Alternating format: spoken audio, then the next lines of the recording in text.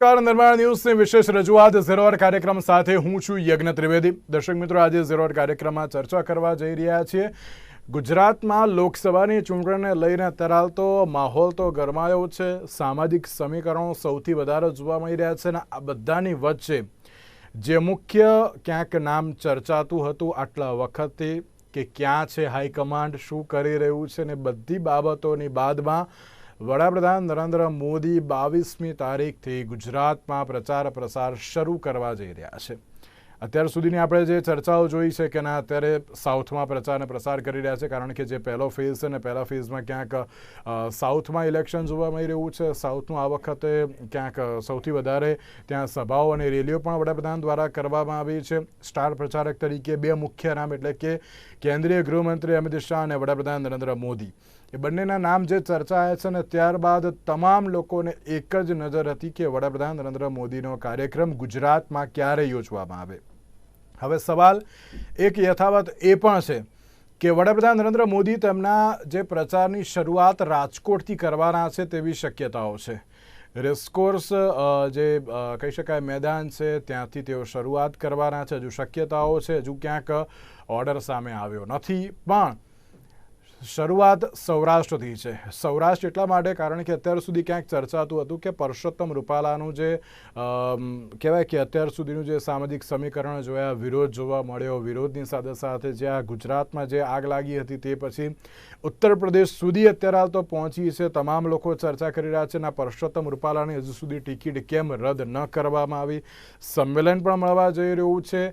જામ સાહેબ દ્વારા એક નિવેદન પણ આપવામાં આવ્યું કે તમામ ધર્મગુરુ અને ક્ષત્રિય આગેવાનોને અત્યારે તો જો માફી માંગવામાં આવે તો ક્યાંક અત્યારે તો ક્ષત્રિય સમાજે પણ માનવું જરૂરી છે, કારણ કે ક્ષત્રિય સમાજનો જે ધર્મ છે ક્ષમા વિરસ્ય ભૂષણમ. અને હવે જોવાનું એ છે કે પરસોત્તમ રૂપાલાને માફી મળે છે કે કેમ, તેની ઉપર ચર્ચા કરવા જઈ રહ્યા છે. આ મુદ્દા ઉપર ચર્ચા કરવા માટે અમારી સાથે બે રાજકીય વિશ્લેષક ઉપસ્થિત છે. રાજેશભાઈ ઠાકર આપણી સાથે જોડી ગયા છે અને સાથે યોગેશભાઈ ચુડગરા આપણી સાથે જોડી ગયા છે. જે આ બંનેનું સૌથી પહેલાં તો સ્વાગત છે.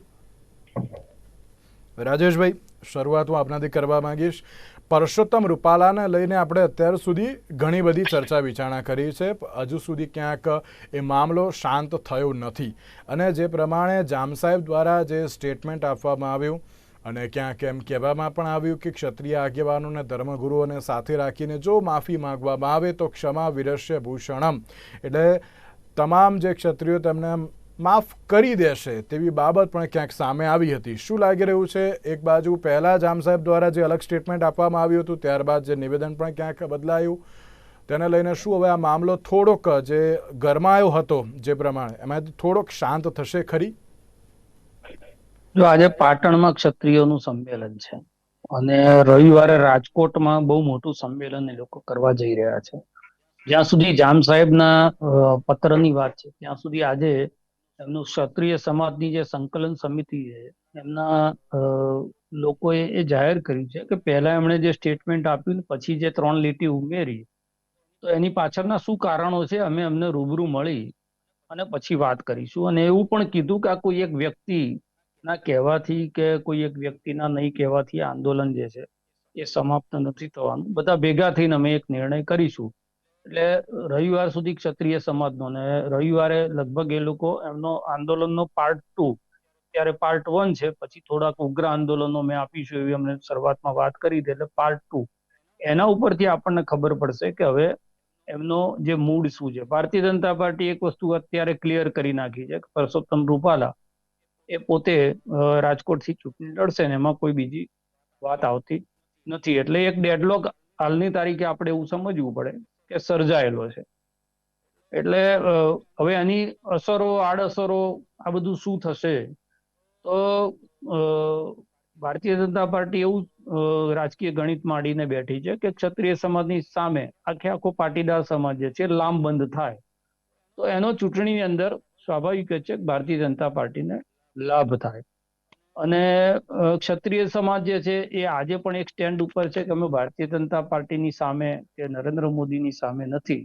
અમારું એક લીટીનું એજન્ડા છે. જો કાલે પૂરું કરી દેતા તો આવતીકાલથી દરેક લોકો જે છે એ પોતપોતાના કામે વળગશે અને આખરે તો આ વોટ બેંક જે છે એ ભારતીય જનતા પાર્ટીની વોટ બેંક છે. એટલે જો એનું નામ પાછું પણ હવે ઈગો પ્રશ્ન થઈ ગયો છે. પાર્ટીએ 2 સીટ બદલ્યા પછી હવે જો ત્રીજી સીટમાં થાય અને કાલ ઉઠીને કોઈ સમાજ જે છે એ આવી રીતે પાર્ટી ઉપર દબાણ કરે, આ જ ઉદાહરણ લઈને, તો શું થાય? આ વિચારે પાર્ટી જે છે એ થોડું ઘણું લીડની અંદર નુકસાન થશે એવા ગણિતની સાથે પુરુષોત્તમ રૂપાલાની સાથે જવા માંગે છે, એવું આ અત્યારે સ્પષ્ટ છે. પણ એક ચોક્કસ વાત છે કે જે બે બેઠકો પર ઉમેદવાર બદલાયા અને ત્યારથી એક ભારતીય જનતા પાર્ટી વિશે જ ચર્ચા શરૂ થઈ, એમાં પુરુષોત્તમ રૂપાલા ફેક્ટરે આટલા બધા જ દિવસ જે મુદ્દા ઉપર ચર્ચા થવી જોઈએ, ઇવન ભારતીય જનતા પાર્ટીના પરિપ્રેક્ષમાં જોઈએ તો એ લોકો રામ મંદિર ને સીએ 370 ને એટલી બધી વાતો એમના માટે કહેવાની હતી, પણ એના બદલે પુરુષોત્તમ રૂપાલાને લઈને મોં છુપાવવું પડે એવી એમના પ્રવક્તાઓની અત્યારે સ્થિતિ છે. તમામ લોકોને બાઇટ સુદ્ધા આપવાની ભારતીય જનતા પાર્ટીએ મનાઈ કરી છે. ઉમેદવારોના પણ ઇન્ટરવ્યુ જે છે એ પરમિશન વગર ઉમેદવારોને ના પાડી છે, મીડિયા સામે તમારે બહુ બોલવું નહીં, કારણ કે જો બોલાય એટલે બાબુ જમના પટેલે જેમ ભાંગરો વાટ્યો કે પ્રશાંત કોરાટે જે વાત કરી એવી જુદી જુદી લાઈનો શરૂ થાય અને એના પાછળ બીજી ચર્ચાઓ શરૂ થાય. એટલે લોકો આને હવે ઠંડા બસ્તામાં નાખવા માટે એના વિશે ચર્ચા કરવાની એમના સંગઠનમાં પણ તમામ લોકોને ના પાડી છે. અને ગુજરાત માટે પણ એક સ્થિતિ એવી થઈ છે કે જે મુદ્દાઓની ચર્ચા થવી જોઈએ એના બદલે જાણે આખા ગુજરાતનું એપી સેન્ટર રાજકોટ હોય અને પુરુષોત્તમ રૂપાલા હોય એમ એની આજુબાજુ તમામ ચૂંટણીઓની ચર્ચા થઈ છે. હવે નરેન્દ્ર મોદી આવશે એટલે રાષ્ટ્રીય મુદ્દાઓ અહીંયા પ્રવેશશે અને પક્ષ અને વિપક્ષ વચ્ચેનો પ્રચાર જે છે એ શરૂ થશે એવું આપણે માની શકીએ. સાચી વાત છે યોગેશભાઈ. એક બાજુ પરસોત્તમ રૂપાલાનો ક્યાંક વિરોધ અને બીજી બાજુ શક્યતા પરેશ ધાનાણીની અત્યારે હાલ તો જે સામે આવી છે કે પરેશ ધાનાણી રાજકોટ બેઠક ઉપરથી અત્યારે હાલ તો ચૂંટણી લડશે. ક્યાંક આ વખતે જે વોટ અત્યારે હાલ તો જે શેરિંગ જે બાબત સામે આવી હતી કે ના ચલો પરસોત્તમ રૂપાલાને રાજપૂતો અત્યારે હાલ વોટ નહીં આપે તો 6% જેટલા મતમાં ક્યાંક ઘટાડો થશે તેવી બાબત પણ ક્યાંક આવી હતી. બીજી બાજુ પરસોત્તમ રૂપાલાની સામે જો પરેશ ધાનાણી આવે તો લેઉવા પટેલના કડવા પાટીદારમાં પણ ક્યાંક ભાગ પડી શકે છે. શું લાગી રહ્યું છે તેને લઈને? પણ યજ્ઞભાઈ, આખા આ એપિસોડમાં મને દુઃખ એ લાગે છે કે આજે 75 વર્ષ થયા પછી હજુ આપણે જાતિ જ્ઞાતિના ભાગલાઓમાં જ રહ્યા છીએ. ભારતીય જનતા પાર્ટી માટે એવો આક્ષેપ હતો કે એ હિન્દુ મુસ્લિમ વચ્ચેના ભાગલા પડાવે છે. આજે પરિસ્થિતિ એવી થઈ છે કે હિન્દુઓમાં જુદા જુદા સમાજો છે એ હજુ સક્રિય છે. હવે તો હું ભારતીય છું એ વાત આવવી જોઈએ, એને બદલે હું ક્ષત્રિય છું, હું પટેલ છું, આ વાત આવી છે. ત્યારે ભારતીય જનતા પાર્ટી અત્યારે આ સમાજોમાં ભાગલા પાડી રહી હોય એવી પરિસ્થિતિ અત્યારે ઊભી થઈ છે. ભારતીય જનતા પાર્ટીનો હેતુ હતો કે નહીં, પણ રૂપાલાજીએ જે એક નો બોલ નાખ્યો, એ નો બોલ નાખવાથી આખી ક્રિકેટના સમીકરણો બદલાઈ ગયા અને મોંઘવારી, બેરોજગારી, 370 CA આ બધા મુદ્દા ભૂલાઈ ગયા. માત્ર એક જ મુદ્દો કે રોટી બેટીની વાત કેમ કરી. અને ક્ષત્રિય સમાજ છે, એમને દિલ પર ચોટ લાગી છે અને એ ચોટ એવી લાગી છે કે ક્ષત્રિય ભાઈઓ કરતા ક્ષત્રિય બહેનો એટલે ક્ષત્રિયાણીઓ ખૂબ આક્રમક બની છે. અને એ લોકો પદ્મિનીબાએ રાજકોટમાં આ મરણાંત ઉપવાસ શરૂ કર્યા હતા. એમની તબિયત બગડવાથી હોસ્પિટલ લઈ ગયા અને અત્યારે પોલીસની નિગરાની હેઠળ એમની સારવાર ચાલે છે. આ જ વાત અમદાવાદમાં પદ્માબા એમણે પોતે જોહર કરવાની વાત કરી. યજ્ઞભાઈ, જોહર કરવું એ કોઈ રમત વાત નથી. જોહરનો વિચાર આવવો એ જ એક બહુ મોટી વાત છે. ભલે રાજા રામમોહન રાયે આ જોહર વગેરેનો સતી પ્રથાની ઉપર પ્રતિબંધ મુકાયો તો, ધીમે ધીમે ક્ષત્રિયો અને રાજપૂતોમાંથી આ રિવાજ દૂર થયો હતો. પરંતુ આજે જ્યારે એટલી બધી મોટી ચોટ લાગી હોય કે આ બહેનો અત્યારે જોહરની વાત કરતી હોય તો તમે વિચારો કે આ રૂપાલાજી જેવા ઘડાયેલા ખૂબ સારા વક્તા અને કેન્દ્રીય મંત્રી, એમના 4 શબ્દોથી પરિસ્થિતિ કેવી બદલાઈ છે. એટલે આ વાણી વિલાસ કેટલો ભારે પડ્યો છે. ભારતીય જનતા પાર્ટીએ આ વસ્તુ પર ચોક્કસ એક આત્મમંથન કરવું જોઈએ કે એમના નેતાઓ જે જાતની ભાષા વાપરે છે, અત્યારે તો આ રૂપાણીજીનું બહાર આવ્યું, પણ બીજા બધા લોકો હમણાં જ રાજેશભાઈએ કીધું એ પ્રમાણે બાબુ જમના વગેરે વગેરે બધા કેવી ભાષા વાપરે છે. આ એમના ભારતીય જનતા પાર્ટીના સંસ્કાર નથી. પણ અત્યારે એ બધું બાજુમાં મુકાઈ ગયું છે. માત્ર એક જ એમને ખ્યાલ છે કે અમે સત્તામાં છીએ અને इस बार 400 के पार આ શબ્દથી એમના મનમાં એટલો બધો તુમાખ ભરી ગયો છે, એટલો બધો ફાંકો ભરી ગયો છે કે હવે અમને હરાવનાર તો કોઈ છે જ નહીં. અને હું વારંવાર જુદા જુદા ડિબેટમાં કહું છું, એ જ ડાયલોગ મારે ફરી અહીંયા કહેવો છે કે આ બધાને એવું છે કે અમિતાભ પૂછે છે કે મેરે પાસ યે હૈ તેરે પાસ ક્યા હૈ, એટલે પેલો શશી કપૂર કહે છે કે મેરે પાસ માં હૈ. એવી રીતે આ બધાને હવે એવો તુમાખ ભરી ગયો છે કે હમારે પાસ નરેન્દ્ર મોદી હૈ. એટલે આ નરેન્દ્ર મોદીના નામ ઉપર આ બધા અત્યારે ચરી ખાય છે. કોઈ વ્યક્તિગત રીતે પોતાના સ્ટેન્ડ ઉપર જીતી શકે એવી પરિસ્થિતિ નથી.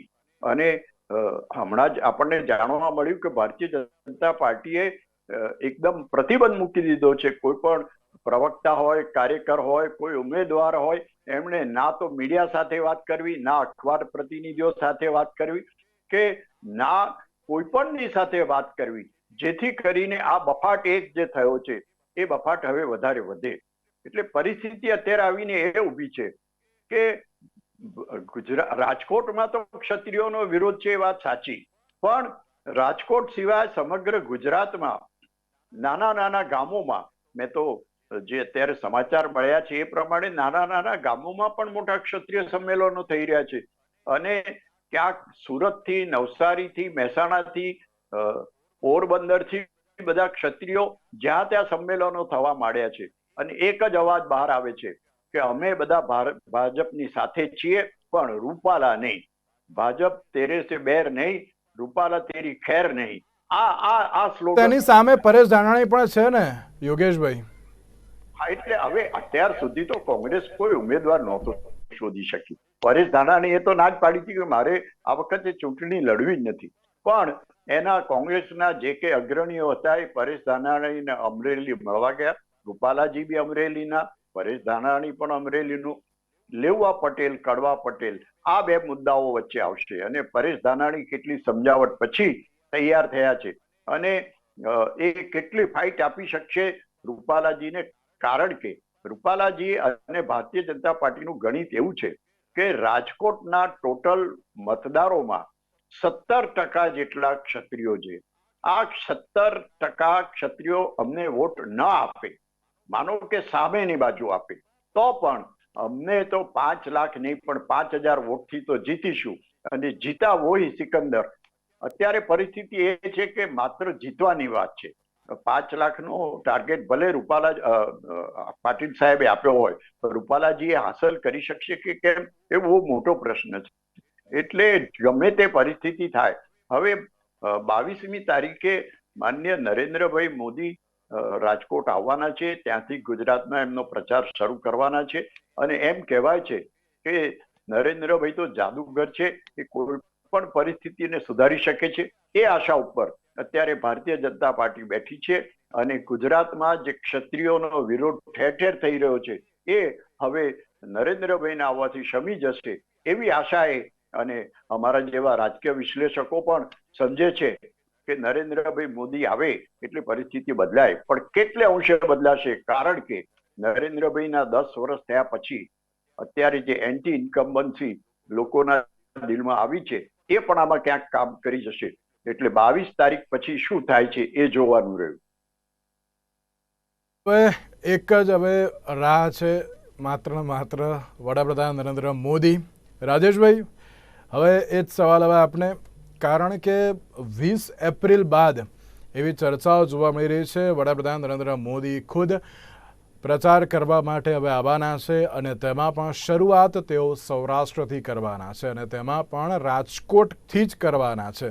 એટલે બટ ઓબ્વિયસ છે કે શરૂઆત પરસોત્તમ રૂપાલાથી થવાની છે, એમ કહીએ તો નવાઈ નહીં. શું લાગે છે આ વખતે ડેમેજ કંટ્રોલ કરવામાં વડાપ્રધાન નરેન્દ્ર મોદી સફળ થશે?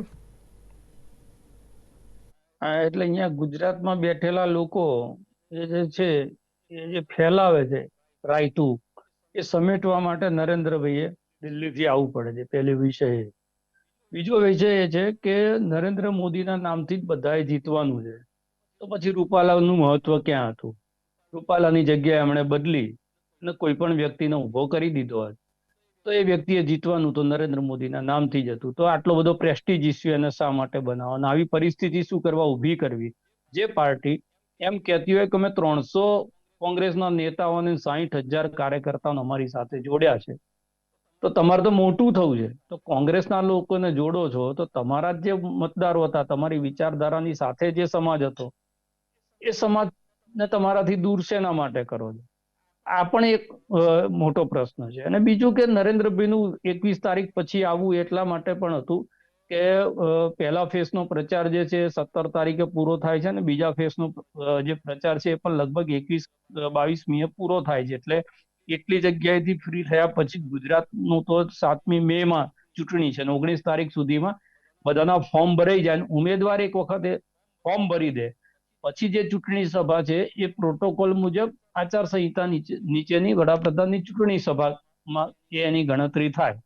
અને જો સૌરાષ્ટ્ર, મધ્ય ગુજરાત અને ઉત્તર ગુજરાત આ 3 ઉપર નરેન્દ્રભાઈ ફોકસ રાખશે, કારણ કે આદિવાસી બેલ્ટની અંદર એમણે સાચવવાનું છે.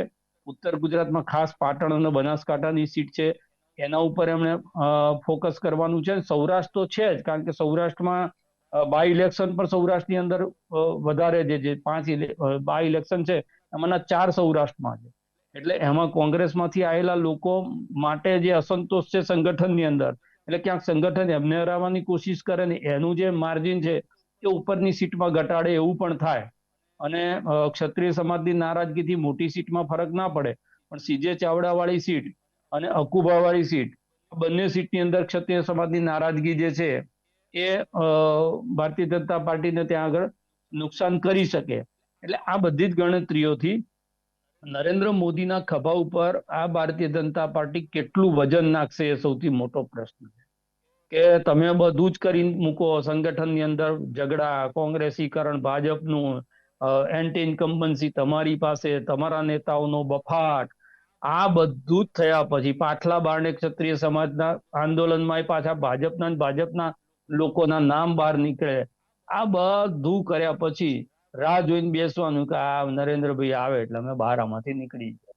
તો પછી પાર્ટીના સંગઠનનું, પાર્ટીની સરકારનું આનું મહત્વ ક્યાં રહે છે? એટલે ક્યાંક ને ક્યાંક એક વ્યક્તિ ઉપર નિર્ભર થવા માંડે ત્યારે નરેન્દ્રભાઈએ ખાલી ગુજરાતમાં ધ્યાન થોડું આપવાનું. નરેન્દ્રભાઈએ 400 સીટ જીતાડવા માટેનો ટાસ્ક આપ્યો છે અને બધી સીટ ઉપર એમણે મહેનત કરવાની છે. તો તમારા ગૃહ રાજ્યમાં તો એવું થવું જોઈએ કે સાહેબ આવશો જ નહીં, અમે બેઠા છીએ અને અમિત શાહ સાહેબ અહીંયાથી લડે છે, અમે બધું પૂરું કરી લઈશું, તમે બીજે જાઓ. આ સંદેશ અહીંના સંગઠને આપવાનો હોય. એના બદલે એમની મહેનત જે છે એ જે ધંધો કર્યો છે આ 15-20 દિવસમાં એમાં એમણે વધાર્યો છે.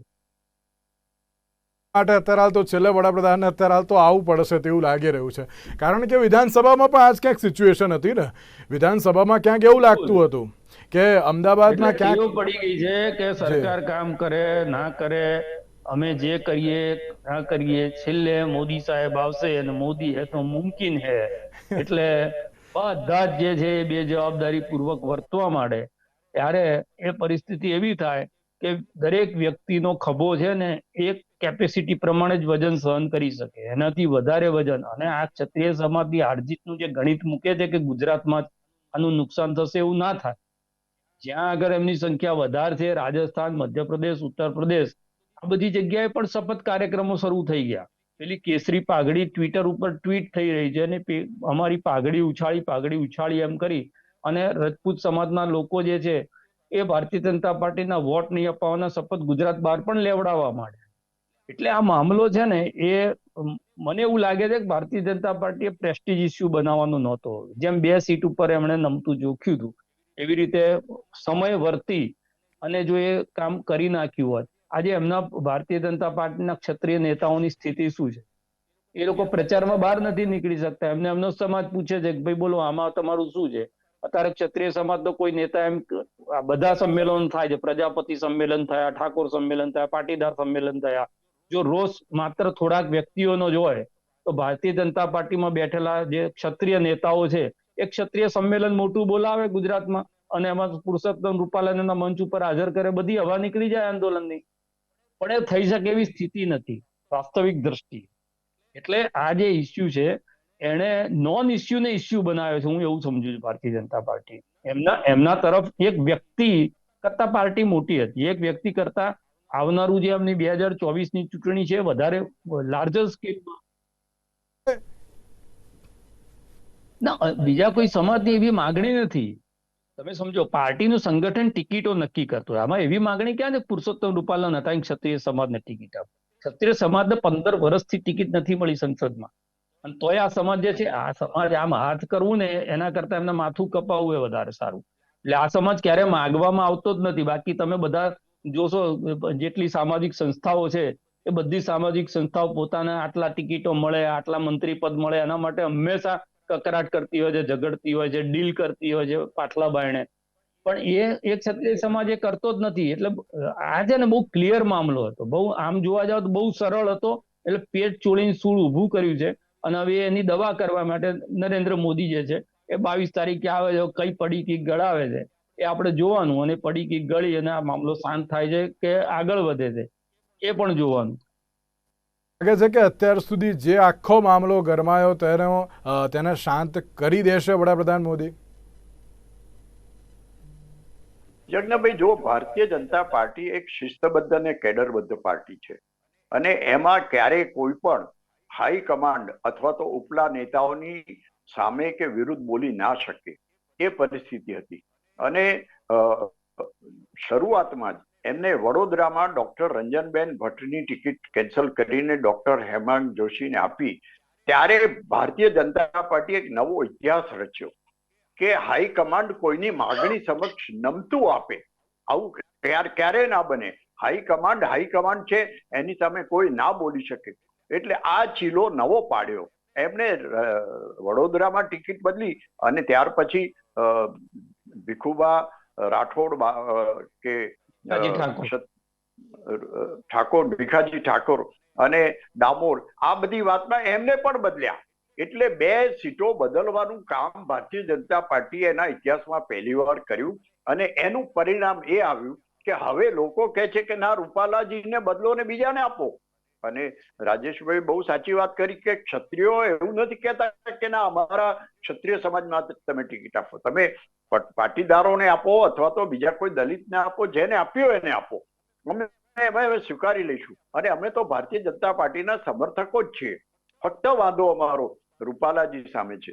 એટલે હવે આ એક પ્રેસ્ટીજ ઇસ્યુ બન્યો છે, પણ એ ભારતીય જનતા પાર્ટીએ હાથે કરીને ઉભો કર્યો છે એટલા માટે કે વડોદરામાં તમારે ટિકિટ બદલવાની જરૂર નહોતી, પણ એ બદલી. તો હવે લોકોને ટેવ પડી ગઈ, જેમ ક્રિકેટમાં હોય કે હવે થોડી છૂટ મળી છે કે તમે બમ્પર બોલ નાખી શકો. તો હવે આ એક છૂટ મળી છે, તો એ છૂટનો લાભ પણ હવે બીજા લોકો લેવા માંગે છે. અમરેલીમાં પણ હજુ એટલી જ ગરબડો છે. વડોદરામાં હેમાંગ જોશી છેલ્લા 3 વર્ષથી ભારતીય જનતા પાર્ટીમાં આવ્યા, તો એમને પણ દૂર કરો. અને 5 પેટા ચૂંટણીના જે ઉમેદવારો જાહેર થયા એ બધા જ કોંગ્રેસમાંથી આવેલા. અને તમે અર્જુન મોઢવાડિયાનું જો તો હજુ તો 1 જ મહિનો થયો છે ભારતીય જનતા પાર્ટીમાં આવ્યા, અને બીજા બધા એવા છે કે 15 દિવસ થયા, જેમને ભાજપનો ખેસ કેમ પહેરવો કે ટોપી કેમ પહેરવી એ ના આવડતું હોય, એવાઓને ટિકિટ આપી દીધી. તો વર્ષોથી જે પરસેવો પાડીને પાર્ટીને મજબૂત કરવામાં, સંગઠનને મજબૂત કરવામાં જે કાર્યકરો કામે લાગ્યા હતા એ બધા સાઇડલાઇન થઈ ગયા. મોટા નામો પણ છે, એમાં નાના કાર્યકરો પણ છે. એટલે એ અસંતોષ પણ એટલો જ છે. એટલે જે આ કોંગ્રેસમાંથી આયાત કરવામાં આવ્યા એના કારણે જે અસંતોષ હતો એ તો હજુ ડામવાનો બાકી છે. પણ ત્યાં પાછો રૂપાલાજીનો થયો, એટલે નરેન્દ્રભાઈને આખા ભારતના ચૂંટણી પ્રચારને બદલે અત્યારે એક રાજકોટનું નાનું છમકલું છે, એ છમકલું આગળ વધે નહીં. અને ગુજરાત સિવાય રાજસ્થાનમાં પણ, એમપીમાં પણ, યુપીમાં પણ આ વાત પ્રસરી ગઈ છે. અને ક્ષત્રિયો ત્યાં પણ કોઈને ડંખ લાગ્યો છે. એટલે નરેન્દ્રભાઈ આખા ભારતનું સમાવવા માટે એક રાજકોટનું છમકલું જો શાંત પાડે અને જો રૂપાલાજીને બદલવામાં આવે, મને લાગે છે કે એમને પ્રેસ્ટીજ ઇસ્યુ બનાવે છે એટલે ન બદલે, પણ એ જો બદલવામાં આવે, કારણ કે 16મી તારીખે તો એમણે ઉમેદવારી પત્ર ભરવાનું છે, ત્યારે આ પરિસ્થિતિમાં શું થશે એ નરેન્દ્રભાઈ આવે એની રાહ જોવાની રહી. બિલકુલ સાચી વાત છે. તો હવે જોવાનું એ કે ગુજરાતમાં જે રીતે ચૂંટણી પહેલા ક્યાંક રાજકીય ગરમાવો જોવા મળી રહ્યો છે, રાજકીય ગરમાવાની વચ્ચે ક્યાંક અત્યારે હાલ તો જે પરિસ્થિતિ પણ અત્યારે હાલ તો જે યથાવત જોવા મળી રહી છે ગુજરાતમાં, હવે આગામી સમયમાં વડાપ્રધાન નરેન્દ્ર મોદી એક બાજુ પ્રચંડ પ્રચાર પર અત્યારે હાલ તો જે આગળ આવવાના છે, કારણ કે પરસોત્તમ રૂપાલાની જે પ્રમાણેની સિચ્યુએશન પણ જે જોવા મળી છે. હવે સવાલ એ છે 16મી પહેલાં ક્યાંક જે તેઓ જે સામે ચાલીને તરત તો રાજીનામું આપશે કે પછી કેવા પ્રકારનો માહોલ હવે જો જોવા મળશે તો આવનારો સમય જ અત્યારે તો બતાવશે. તેની સાથે એક સવાલ અત્યારે એ પણ છે, જ્યારે કેન્દ્રીય ગૃહમંત્રી અમિત શાહ હજુ સુધી પણ ક્યાંક જે ગુજરાતમાં જોવા મળ્યા નથી, એ આવશે ત્યારે કેવા પ્રકારનો માહોલ થશે તેને પણ જોવાનું રહ્યું. રાજેશભાઈ, યોગેશભાઈ, આ બંનેનો આભાર અમારી સાથે આ ચર્ચા વિચારણામાં જોડાવા માટે. તો દર્શક મિત્રો, આજના આ 0 અવર કાર્યક્રમમાં બસ રજા આપશો. નમસ્કાર.